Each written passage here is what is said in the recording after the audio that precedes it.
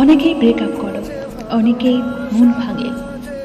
অনেক সময় আমরা বলি মন বুক আমাদের ফেটে যাচ্ছে আরেকজনের সঙ্গে কথা বলতে, কিন্তু তার সময়টা তার কাছে অনেক দামি।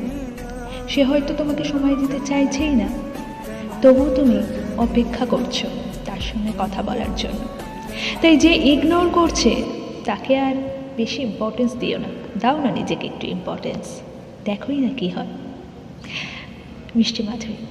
ভালো লাগলে লাইক, সাবস্ক্রাইব অ্যান্ড শেয়ার। আবার অন্য কোনো কোড নিয়ে আবার হাজির হচ্ছি নেক্সট ভিডিওতে। ততক্ষণের জন্য টাটা, ভালো থেকো বন্ধুরা।